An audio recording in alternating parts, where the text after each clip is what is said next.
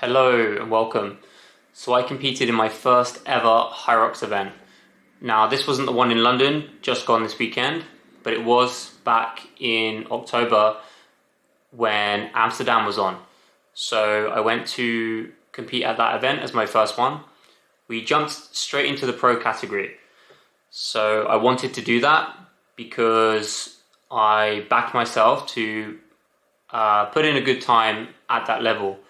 To give you guys some context, my background has been in semi-professional football and sort of doing 5K runs here and there, but nothing serious, nothing really endurance-based. It's not really my background. So as much as I enjoyed the event, I had so much to learn. But despite that, with the training that I had around 7 weeks prior, that's when I got exposed to Hyrox. So I got exposed to Hyrox whilst out in Spain. I joined a class and really enjoyed it. So I made the decision that I'm going to commit a lot of my time, a lot of my efforts to try and get as best as possible within this sport.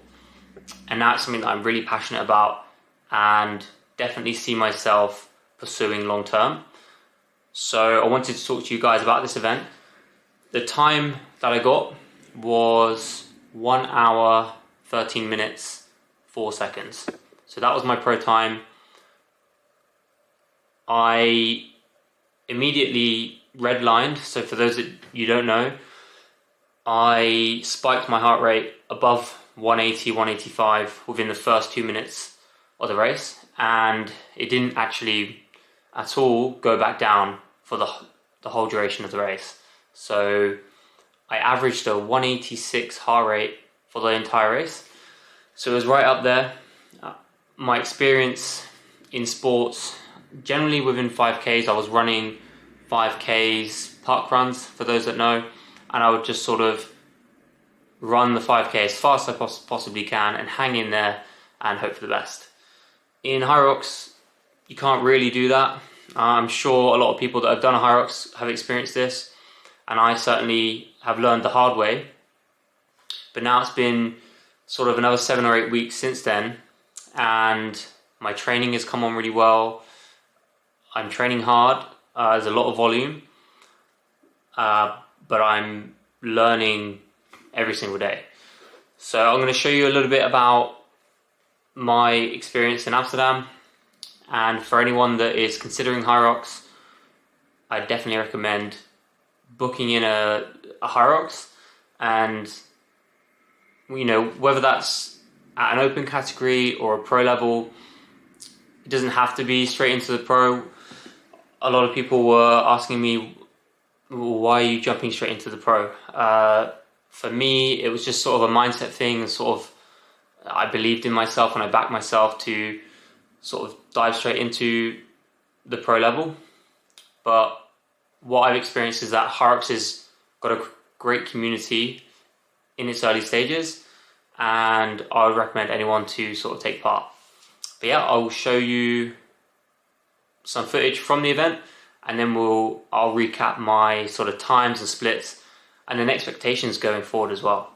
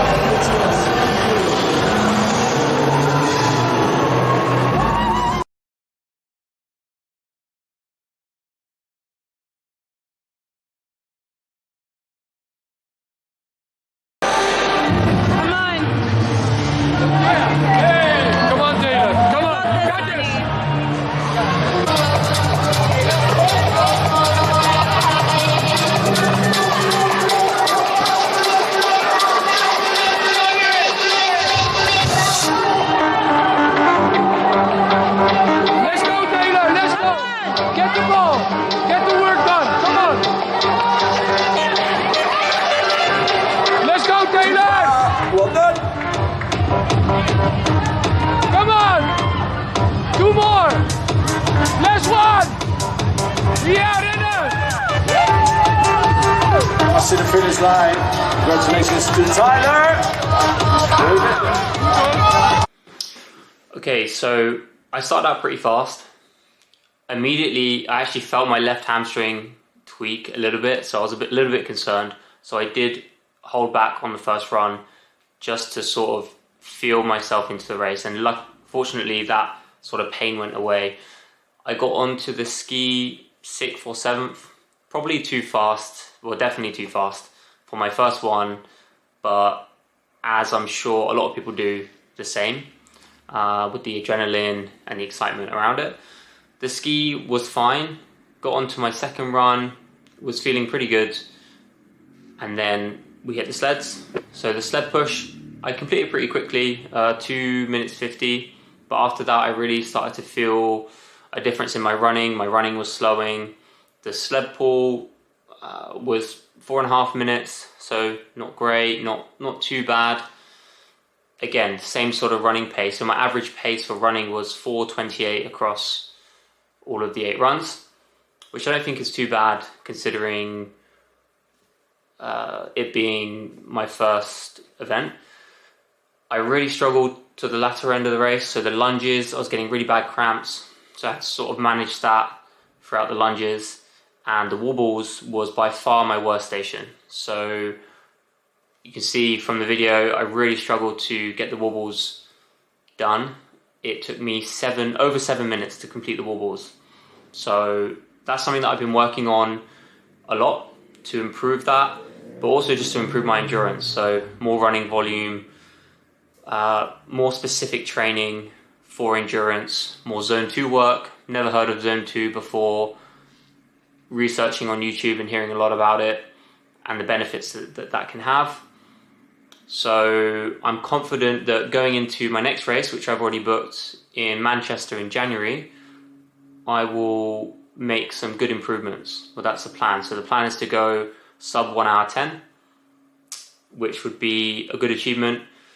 To overperform, I would say 65 minutes, and somewhere in the middle, 67, 68 minutes, I'd be super happy with. But I do understand that this is a process, and the fitness level within this space takes time, and the people that are at the top have a really good base and they've been doing it for a really long time. So you just have to sort of follow your own progress, improve on yourself daily, stay accountable to yourself, and yeah, I'm sure the results will show in time. So that's a bit about my sort of short-term goals leading into next year, which I'm pretty excited about. Now that I've experienced Hyrox for the first time, my tips for Hyrox, or anyone considering doing Hyrox, or anyone that's got one booked in to do their first Hyrox, I guess would be to enjoy the experience, most importantly, smile, go at your own pace. Some people would say, don't do this or don't do that, or beware of this, or push half at the sleds and then rest, or don't go out too hard.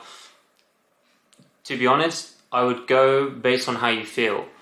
And if you do make those mistakes, sometimes you're sort of supposed to make those mistakes so you learn from them. So my mistakes were that I probably did push too hard, but I've learned a lot from that experience. So you can only really learn those things by making those mistakes. So let it all happen naturally, but most importantly, just enjoy the experience. You're paying to be there. There's a great community and a great vibe and a great feel, and it's definitely got me hooked. So I'm going to be documenting my journey up until January for the Manchester Pro event. So if there's anything specific that you guys like to see, whether that's my training, my nutrition, mindset, how I apply myself to all of these things, drop a comment down below. If you like this, give it a like. I'm new to this space, but I'm excited to see my own journey, and hopefully I can help some of you guys along the way.